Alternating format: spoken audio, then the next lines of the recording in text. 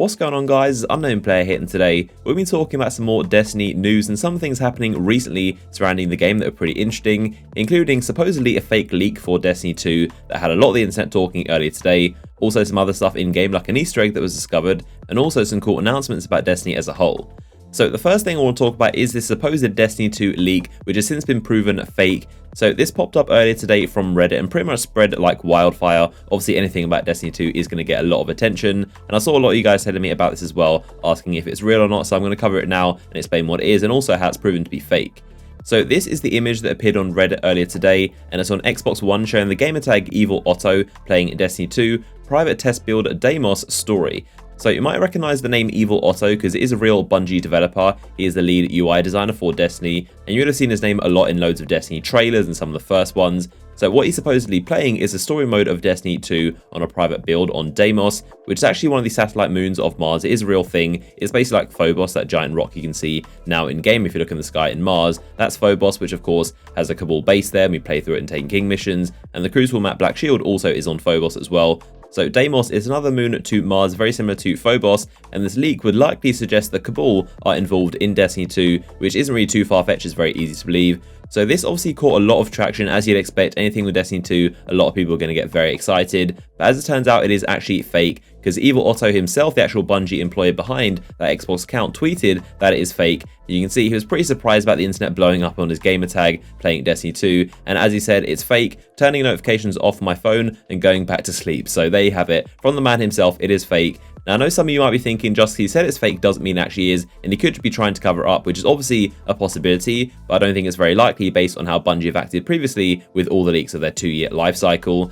As you probably know, if something is ever fake, then Bungie will always come out and say it. Either Deej or Urk will publicly set the record straight and say when something is fake, and they've done that numerous times in the past with all the rumors. However, when something is real, they simply keep quiet, and you notice every time something that comes out, a rumor or a leak for Destiny or Destiny 2, whenever it's real, you can see Bungie go quiet. They say nothing. When Rise of Iron was leaking absolutely everywhere, they of course kept quiet. When all the Kotaku articles that turned out to be true, they said nothing. And even as far back as the Taken King, they always keep quiet. But if something is fake, they'll always take the opportunity to simply say so.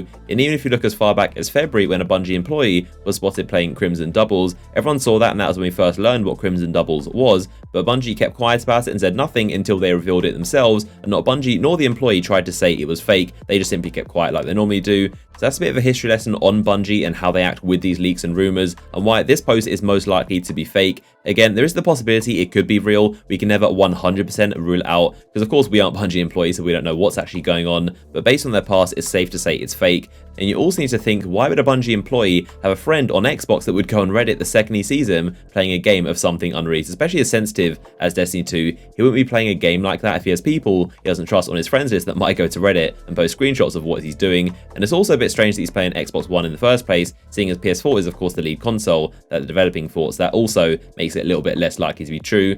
Although the private test builds are actually real, they do exist, and if you have a Bungie employee on your friends list, you will see them sometimes playing a private test build before new content comes out, but mostly they don't give you any detail on what they're actually playing. It just says a private test build.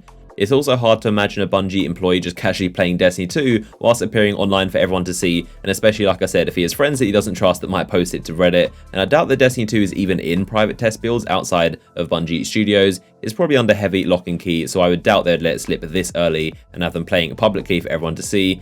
Now, funny enough, after this all came out to be fake, the Reddit user did still insist that it wasn't fake and it was real, and posted another screenshot of someone else that was supposedly playing Destiny 2, another private test build on Europa story. But once again, it goes back to everything else I said, it's just still not likely to be real. Although Europa is almost definitely a location in Destiny 2, the image is probably fake. But it's also interesting how both these images show Destiny 2 with a number 2 in Roman numerals, which is definitely quite strange. But there you have it, everything you need to know about supposed Destiny 2 leaks, and of course leave your thoughts down below in the comment section. I'd love to know what you guys think about these. If you want to know some actual Destiny 2 info that's official from Activision and what they said recently, I'll put a link to my video in the description where you can find out more.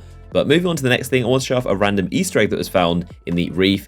If you look at the floor where you spawn in on the reef, you'll actually notice the debris actually makes a shadow of Oryx's head when they actually float by for a second. If you pause it, you'll actually see the 3 eyes and makes up the face of Oryx, which is pretty cool. It's quite a random Easter egg. It appears to have been added during the festival or the Lost event, and I'm assuming it'll disappear when the event ends. But it's crazy to think this has been here for like a week and a half, and it was only discovered 2 days ago on Reddit by a user called Otter7. So there you go, pretty random Oryx Easter egg.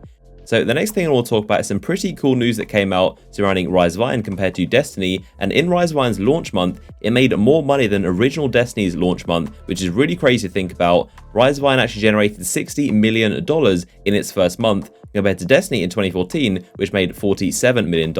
It's also worth bearing in mind that Rise of Iron, of course, is a digital-only expansion to a game, and Destiny, of course, is a full retail and physical game. And then also the fact that Destiny right now is pretty quiet, considering everything is gearing up for Destiny 2 launching next year. One thing that I would love to know is how much of that $60 million from Rise of Iron was down to microtransactions and people buying silver from Eververse. I wonder if it would still be more than the original Destiny game, because obviously Destiny did not launch with any microtransactions, so that'd be interesting to know for sure how much that 60 million is actually down to microtransactions. But unfortunately, there are no numbers on how much Eververse actually made, just that initial 60 million as a whole number for Rise of Iron's launch month. So there we have it, a roundup of some of the latest Destiny news with some pretty interesting things as well. Leave a comment down below with your thoughts on everything I've discussed, and as always, a like rating will be much appreciated. But I hope you guys enjoyed the video, and I'll see you guys in the next one.